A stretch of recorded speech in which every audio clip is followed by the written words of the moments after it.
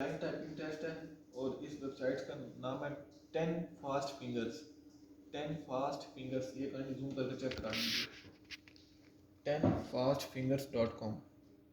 और इस पर मैं अभी टाइपिंग करने लगा हूँ। इस पर यह है कि आपकी टाइपिंग जो है ना बहुत जल्दी इंक्रीज़ होगी, बहुत बहुत ज़्यादा जल्दी इंक्रीज़ होगी, जो मैं भी आपको करके दिखाने लगा हूँ।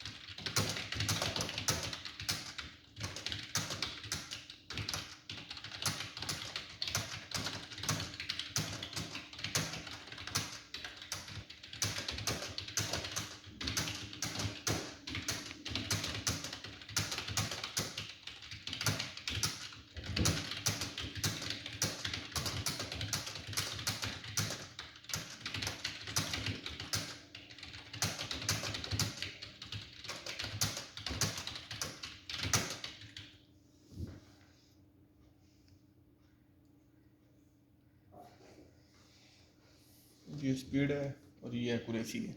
ये स्पीड है 93 पर मिनट VPN स्पीड निकली है और ये एक्यूरेसी है और ये इतने स्ट्रोक्स हमने लिखे हैं।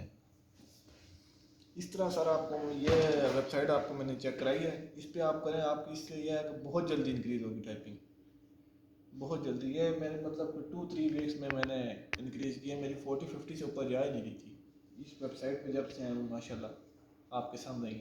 Thank you so much.